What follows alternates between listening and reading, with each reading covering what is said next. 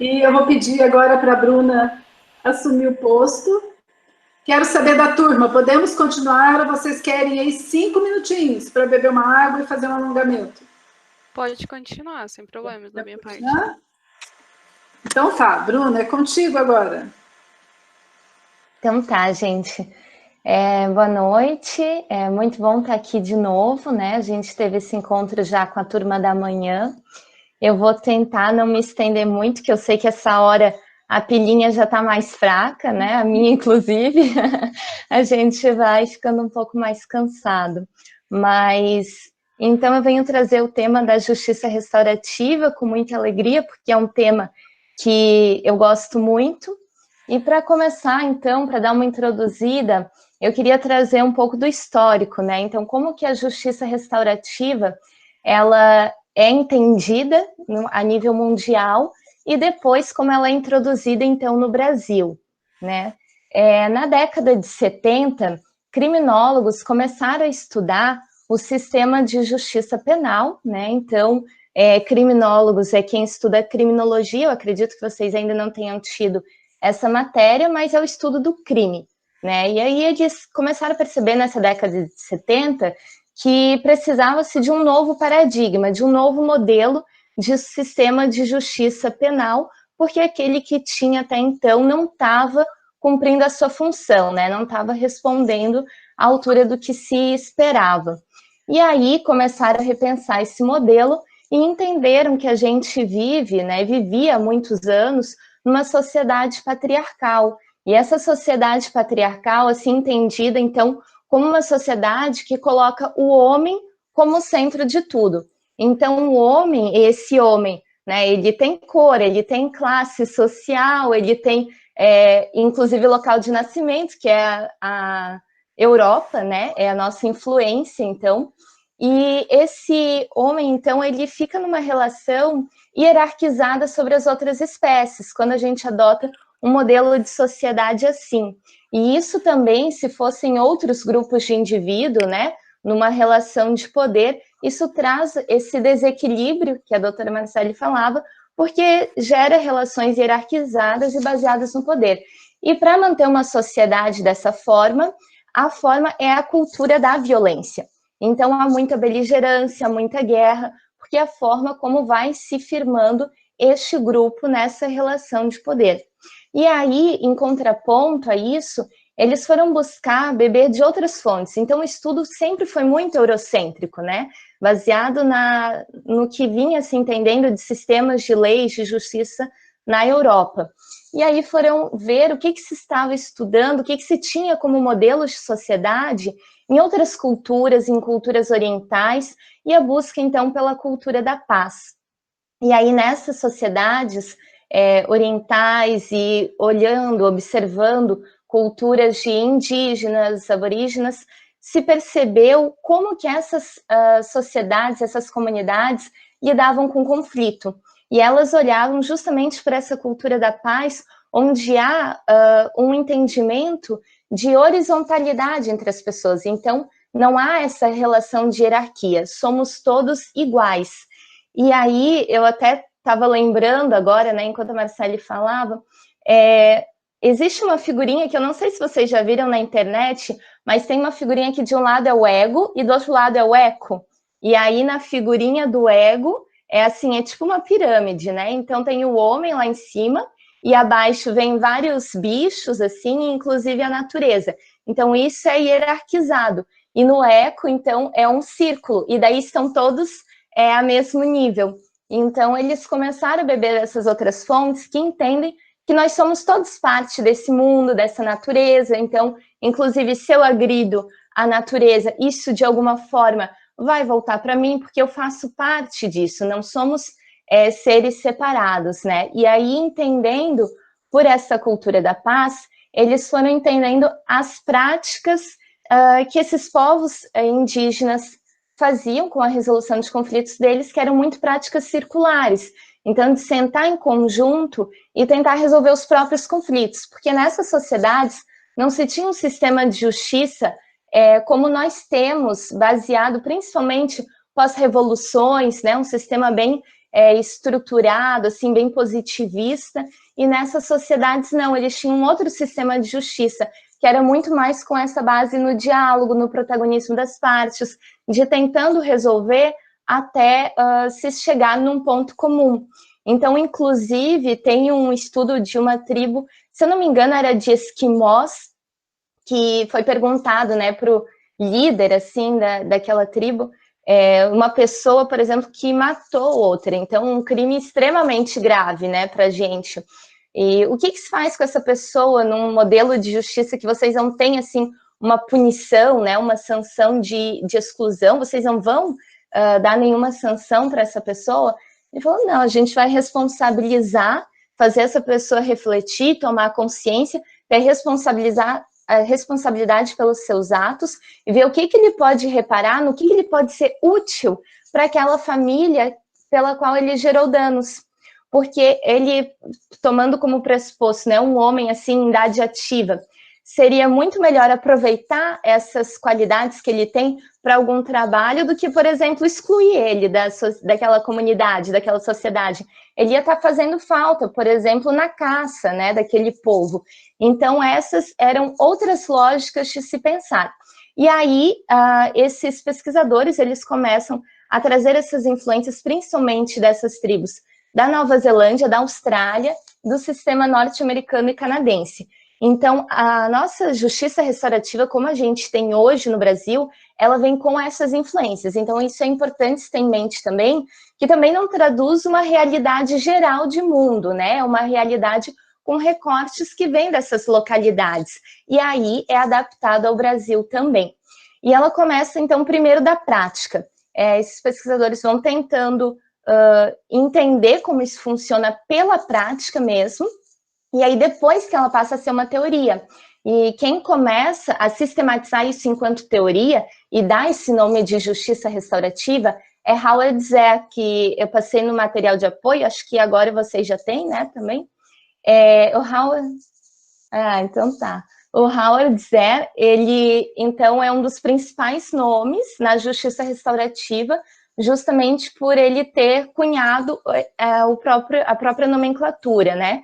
E o nome do livro dele, o primeiro, é Trocando as Lentes, porque ele faz, quem viu o meu vídeo no YouTube também deve ter visto que eu faço essa brincadeira da troca de lentes, a cegueira, porque é justamente um novo olhar, é um novo olhar de mundo, é um novo olhar sobre os conflitos, e aí ele traz essa nova forma de pensar como teoria também, e traz esse contraponto, então, do que se quer entender como justiça restaurativa em oposição à justiça retributiva, que é o que nós temos hoje prioritariamente no nosso sistema penal brasileiro.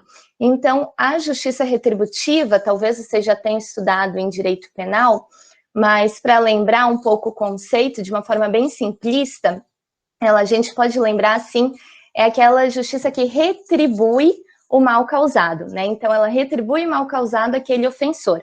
Enquanto na restaurativa, a gente vai buscar restaurar as relações, restaurar o dano que foi causado e buscar, então, a solução através do diálogo, da construção em conjunto do que seria a melhor resposta. E aí as perguntas são diferentes, o foco do estudo é diferente, porque se antes numa justiça retributiva as perguntas eram, por exemplo, quais as leis ou regras aquela pessoa infringiu, quem que cometeu o fato, quem infringiu, que castigo que aquela pessoa merece, do outro lado, na justiça restaurativa, as perguntas vão ser diferentes, as perguntas vão ser no sentido de quem foi ferido nessa situação, quem sofreu um dano, né? E quais as necessidades dessa pessoa, quem são os envolvidos, quais as pessoas envolvidas que devem fazer parte da construção da solução desse conflito. Então, é totalmente diferente a ótica de um sobre o outro. Na retributiva, é algo mais impositivo. Na restaurativa, não. A gente trabalha com essa ideia de conjunto, de coletivo. Somos todos capazes de construir essa solução. E essa imposição, a gente tem muito claro quando a gente olha até hoje, né, esse nosso sistema de justiça penal, onde a figura estatal é muito forte. Então, qual que é a relação que nós temos hoje? É um juiz que vai julgar a situação, é o Ministério Público que vai estar na acusação, e do outro lado, o réu, às vezes defendido por um advogado, mas muitas vezes pela Defensoria Pública, que, embora esteja defendendo o réu, também é um ente estatal. Então, vejam a força que a gente tem de Estado e o réu. E aí, cadê a vítima, né, nessa situação? A vítima, ela pouca participação tem na hora da audiência de instrução e julgamento, ela não tem muito aonde recorrer. Se ela for procurar um advogado, muitas vezes nem sabe que tem esse direito, né? E às vezes vai tirar alguma dúvida ou outra no Ministério Público, mas também não tem um acesso tão tranquilo, então ela fica mais relegada nesse sistema. Na restaurativa, não, ela ganha bastante voz ativa, inclusive alguns pesquisadores chegaram a dizer que essa seria uma justiça da vítima, mas não é bem entendida dessa forma, né? Mas teve esse entendimento por um período, porque justamente ela tem voz nesse processo, ela tem bastante participação. Então, quem que a gente traz para resolver esse conflito?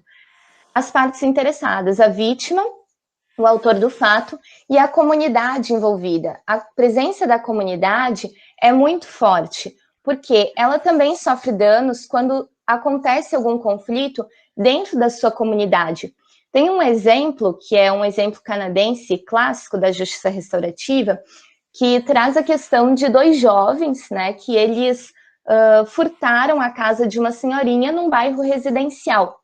E aí, quem que são as vítimas desse delito? É a senhorinha, é a vítima direta, mas aqueles vizinhos, eles também são vítimas de uma certa forma, porque eles também sofreram algum dano. Então, se vocês se imaginarem, se eu sou vizinha de uma pessoa que foi assaltada, né, que teve a sua casa arrombada e furtada, eu vou me sentir insegura naturalmente, então eu também sou atingida de certa forma. E por isso que é importante trazer todas as pessoas que estão se sentindo envolvidas para juntas dialogarem e construírem essa resolução, que é pautada na responsabilização. Então, para além de uma culpa, de apontar culpados, se trabalha na responsabilização, na reflexão dessa pessoa sobre que fez, né, o fato gerador do dano, para que ela tome essa consciência do mal que foi causado para umas partes, para as outras. Todo mundo tem a oportunidade, então, de falar de sentimentos, de necessidade, que são princípios da comunicação não violenta, que ela é a norteadora dos processos de justiça restaurativa, né? É uma ferramenta muito utilizada, então, para a formulação de perguntas, de respostas, porque ela vai trazendo isso de dentro da pessoa, que a pessoa consegue reconhecer esse sentimento e essa necessidade de dentro dela. E aí, queres fazer uma intervenção? Oi. Não, só para deixar claro, assim, que nesse processo de restaurar o prejuízo, o dano, isso implicaria no perdão do crime? Não, isso é uma colocação bem importante, porque a justiça restaurativa, ela não tem intenção, né, de perdoar, nem de conciliar, nem de reconciliar as partes. Então, esse não é o objetivo. Pode ser que talvez as partes até se conciliem, né? Não tem impedimento, mas não é o objetivo em si. O objetivo é trazer justamente o que seria uma responsabilização adequada dentro do que aquelas pessoas entendem como adequado naquele contexto, né? E aí, eu já estou falando de uma forma circular, porque esse é o método mais utilizado dentro da justiça restaurativa, né? Então, nós temos dois métodos que são os principais utilizados. Um é a questão da mediação vítima-ofensor. Então, geralmente é só um facilitador com a vítima e com o ofensor presentes, que se assemelha muito a um processo mesmo de mediação.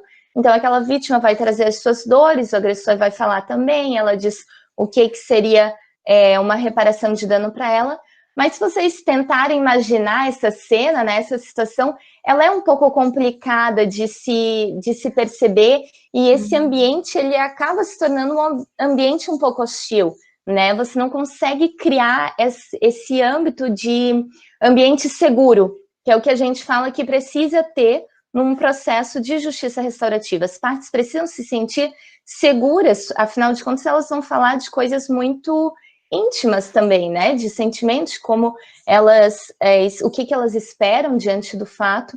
Então, os processos de círculos da paz, esse é o nome, eles são os mais utilizados na justiça restaurativa pelo mundo, assim, e quem sistematizou, então, essa forma foi a Kay Pranis, que é uma canadense. Então, desculpa, eu não estou bem certa se ela é canadense, mas a atuação dela é mais forte no Canadá, né, e nos Estados Unidos, e também com um trabalho muito vasto na educação. E a Kay entendeu que esses círculos da paz, então, seriam mais interessantes, com o envolvimento de mais pessoas, de forma dialógica. E aí, o facilitador, que pode ser um ou pode ser mais de um, inclusive é interessante que sejam os 2 facilitadores para ter, assim, um equilíbrio até de forças, de um se apoiar também no outro, né? Eles vão intermediar perguntas, então eles vão fazer perguntas ao grupo. E como acontece isso? É todo mundo falando ao mesmo tempo e se xingando? Não é assim, né? Até porque quando a gente pensa num conflito e pensa, meu Deus, né? Vou colocar todo mundo numa roda para conversar, vai dar laços de família aí, né? E aí não é bem assim. Na verdade, tem um objeto que se chama bastão da fala. E esse objeto pode ser um objeto qualquer, assim, a depender do facilitador, isso é o facilitador que traz, e ele vai, então, norteando essas perguntas muito pela comunicação não violenta, como eu mencionei, e vai passando para a pessoa do lado. Então, todo mundo pega o objeto da fala e tem o poder de falar, então todos têm essa oportunidade, e os outros que não estão com esse objeto da fala, eles têm o poder dever da escuta. Então é um processo em que a gente trabalha muito a escutativa também, a qualidade de presença, que muitas vezes, se os 2 estão querendo colocar o ponto de vista, né, ou mais pessoas, a gente não consegue escutar o outro. E aí, dessa forma, esse combinado, né, pré-combinado, cada um consegue se escutar, e ao se escutar, nós vamos nos colocando com mais facilidade no local do outro, se reconhecendo nas dores dos outros, no que eles passam também, e aí... Empatia, né? Exatamente, é um ótimo exercício de empatia, e a gente vai, então, se construindo também, tendo outras respostas e reflexões durante esse processo. Também tem uma espécie de centramento que, se vocês forem ver depois também algumas fotos, né, de facilitação, vão perceber que sempre tem alguns objetos no meio. Aquilo ali não tem cunho religioso, né? Às vezes me perguntam, eu gosto sempre de frisar, assim, para as pessoas não ficarem amedrontadas de se aproximar. Mas é um círculo que a gente tenta colocar no meio, que ele faz essa conexão. Então, para sentir uma conexão de grupo, estamos todos juntos com esse propósito.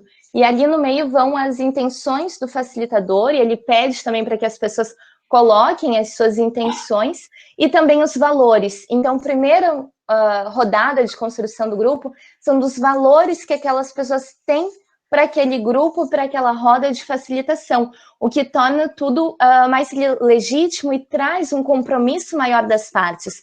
Então, a partir disso, aquele acordo que foi tomado ali, ele acaba tendo essa força de efetividade, de eficácia, porque as partes estão envolvidas, que elas se comprometeram com aquilo, entende? Então, às vezes é melhor do que um terceiro dizendo algo do que eu tenho que fazer.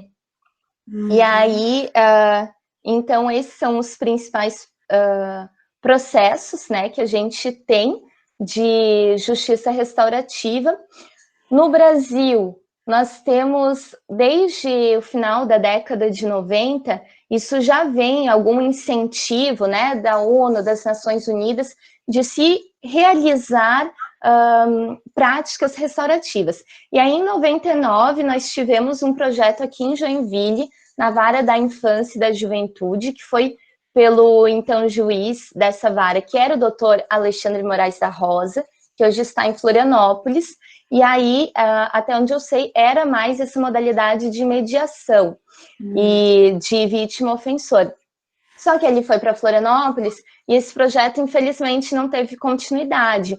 Então, isso é algo também que a gente bate na tecla, né, de falar que sejam projetos mais contundentes. Então, quando a gente tem, por exemplo, uma política pública que fale em justiça restaurativa, a gente não fica à mercê de gestores ou de um juiz ou de um promotor que vai se promover e daqui a pouco esse processo acaba, ou de prefeito, né, se isso se dá a nível de município, daqui a pouco muda a gestão e daí todo um projeto vai por água abaixo, né? E eu falo até de município porque a justiça restaurativa, ela não está só judicializada, aliás, essa é a última instância, né, ir para o Poder Judiciário, porque ela traz essa sensação de comunidade, de prática comunitária, e é muito importante que ela esteja inserida em todos os setores, para que a cidade comece a repensar a lógica toda do que ela quer para a sua comunidade, para a sua sociedade, que é uma sociedade menos punitivista, com foco mais na cultura da paz. Então, eu também contava de manhã que eu estive semana passada conversando com o doutor Alexandre Takashima, que é o juiz hoje da comarca de Lages e que é um fomentador no nosso estado. Hoje ele é um dos principais nomes na justiça restaurativa, porque ele vem tentando disseminar a justiça no estado de Santa Catarina de uma forma muito forte, e ele falava para mim justamente isso, da importância da gente trazer vários setores para esse diálogo, de gente não focar só num projeto específico, de não falar só em um projeto dentro do judiciário, mas trazer os setores da educação, o poder executivo, de trazer uma assistência social. Nossa, na assistência social tem um potencial incrível para se trabalhar. Tem muitos conflitos, assim, né, que não precisavam chegar no judiciário, que poderiam ser intermediados ali primeiro, né? Então, até eu comecei a falar sobre direito penal, e vocês já estão percebendo pela minha fala que já está pela a possibilidade de se aplicar em outros setores, né? Porque começa a se entender, com o passar dos anos, que justamente é uma prática que ela pode ser trabalhada para conflitos de um modo geral, e não, exatamente, não apenas modo penal. Então, lá em Lages, está se dando a esse nível de município, tem muito a comunidade envolvida, eles têm, inclusive, um decreto legal onde se prevê a utilização da justiça restaurativa no município. Outro local que foi pioneiro na utilização da justiça restaurativa é o município de Caxias do Sul, no Rio Grande do Sul. É nossa referência nacional. Eles têm um projeto desde 2004, porque em 2004 veio a orientação do PNUD, né, que é o Programa das Nações Unidas de Desenvolvimento, para a disseminação da justiça restaurativa. Eles começaram a implementação, foi encabeçado por um desembargador também, mas isso se alastrou pela cidade. Hoje, as escolas adotaram e relatam uma experiência muito positiva. Várias escolas, inclusive, que trabalham nessa lógica de justiça restaurativa, têm relatado essa positividade da redução dos conflitos com os adolescentes. E daí você pode até me perguntar, né? Tá, mas tem lógica punitivista, né, na escola? A gente às vezes fica com esse sistema judicial na cabeça e não consegue enxergar. E, na verdade, é muito claro, né? Quando, por exemplo, dois alunos brigam no intervalo, quais são as medidas adotadas? Muitas vezes, a escola toma uma medida impositiva de dar, por exemplo, uma suspensão, né? Ou expulsa. E aí não tem espaço para o diálogo, não tem espaço para construção daqueles seres, enquanto seres em desenvolvimento, né? Que estão aprendendo, que podem olhar de uma outra forma para o modo como eles vão se colocar na sociedade. E aí as escolas que começam a adotar essa outra lógica, elas percebem uma melhora geral, então, de todos os alunos. Até porque a gente pode utilizar a justiça restaurativa também com eixos temáticos. Então, não só com um conflito já instalado, mas, por exemplo, na escola... Oi, Jordani? Como prevenção, né? Exatamente, o foco preventivo, ele é muito importante, assim, esse seria o foco principal da justiça restaurativa. Então, quando a gente traz uma temática na escola, por exemplo, do bullying, que é algo muito presente, né, todas aquelas pessoas que estão envolvidas no círculo, se elas começarem a falar das suas experiências, às vezes um outro aluno que sofre calado, né, que não diz nada, começa a perceber, opa, não é só comigo que isso acontece, né? E ele vai se percebendo em outras situações, isso pode criar pontes, inclusive de amizades, né, entre essas pessoas, isso vai se construindo de uma outra forma, né? E aí, ainda falando assim sobre infância, adolescentes, trazer a questão da previsão legal, no Brasil, sim, no Brasil nós temos a única legislação, então, que ela prevê expressamente a utilização da justiça restaurativa, é a lei do SINASE, que prevê as medidas socioeducativas para adolescentes. Então, assim, eu acredito que vocês não tenham tido ainda a matéria de Estatuto da Criança e do Adolescente, mas quando tiverem, vão aprender que adolescente não comete crime, né? Adolescente comete ato infracional, e que é a equiparação a algum delito. Mas ele não responde, isso significa que ele não responde pelo Código Penal, ele responde por essa lei do SINASE. E aí são medidas socioeducativas, são outras formas de se entender a responsabilização pelo conflito. Mas se a gente traz a justiça restaurativa, como ela está prevista nessa lei, ela pode ser talvez o único método de se resolver um conflito e por aquilo já basta, não precisa uma outra medida de sanção, de, por exemplo, submetê-lo a uma internação, de semi-liberdade ou mesmo de um regime fechado, né? É uma possibilidade concreta que nós temos.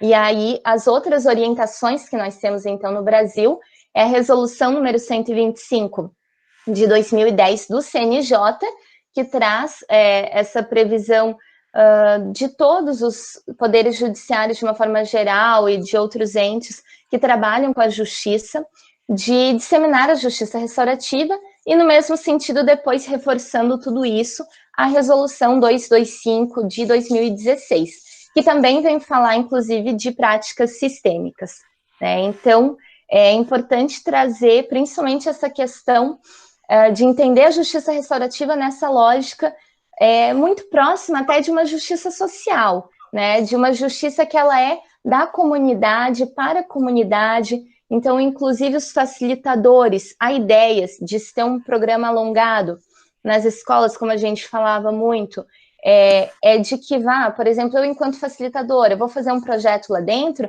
de capacitar aqueles professores para que eles sejam os próximos facilitadores, porque a comunidade tem que se empoderar do seu próprio conflito, da sua realidade, porque ninguém vai entender melhor do que aquele conflito que se passa, do que aquelas situações dentro daquele contexto, do que quem está realmente imerso lá dentro, né? Então, isso tem uma legitimidade muito maior, inclusive para as pessoas se abrirem num espaço desse, né? Porque se eu venho de fora, eu sou um alienígena, né? Então, assim, às vezes olham, essa pessoa não tem nada a ver com a nossa comunidade, o que ela está falando aqui para gente? Né? E talvez eles não fiquem tão dispostos a falar sobre a solução de conflitos do que com uma pessoa lá de dentro. E a ideia é justamente essa, então, trazer essas pessoas para o protagonismo das suas partes, e aí aproveito também a fala da Marcele, né, que as pessoas que sabem a resolução do seu próprio conflito. Então, é só cada um de nós que é capaz de solucionar aquele conflito. A gente, às vezes, pode, enquanto facilitadores jurídicos, né, nós podemos facilitar e solucionar uma situação jurídica, mas aquele conflito, aquele dano que foi sofrido, que muitas vezes é emocional, ele é só aquela pessoa que vai ter a capacidade de superar isso.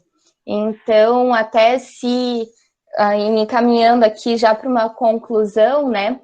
Os conflitos, eles, relembrando lá no início que eu falei de cultura de violência e de cultura da paz, Não quer dizer que numa cultura de paz a gente alcance uma sociedade isenta de conflitos. Não é, a paz, ela não significa ausência de conflitos, né? Pelo contrário, o conflito, ele está sempre presente porque ele é uma forma de expressão do ser humano sobre alguma coisa. O que muda é a forma como a gente vai olhar e reagir diante daquele conflito. E aí, se a gente vê a potencialidade transformadora que a gente tem diante de um conflito, de construir novas relações, de se constituir enquanto sociedade, enquanto coletivo, a gente vê a força que isso tem, e inclusive de união, de se sentir mais próximo um do outro, novamente se sentido, então, né, de estamos interligados, somos todos parte de um mesmo propósito, nós não estamos aqui, cada um no seu quadradinho, correndo para chegar em algum lugar, porque a gente não chega sozinho, né? E aí traz essa questão, essa dimensão de coletivo. Eu acho que isso é o principal que eu queria trazer mesmo. Que linda, viu? Linda a tua mensagem, linda a tua reflexão e a interpretação do conflito. Até anotei essa frase aqui, porque gostei bastante. E será objeto da nossa próxima aula, o estudo do conflito. Então, vamos pegar carona aqui. E vocês, meninos, por favor, anotem essa fala da doutora Bruna, né? Que o conflito é a forma de expressão do ser humano. É por aí mesmo. E falando nisso, eu esqueci de colocar nas sugestões, mas acho que está nas referências bibliográficas do artigo, mas eu não lembro. O livro do Bert Hellinger chamado Conflito e Paz. Conflito e paz. E paz. Uma resposta. Uma resposta. O título, Ele é fininho, mas ele é profundo, então não é numa sentada que tu vai ler, sabe? Que ótimo. Alguém gostaria de fazer alguma pergunta?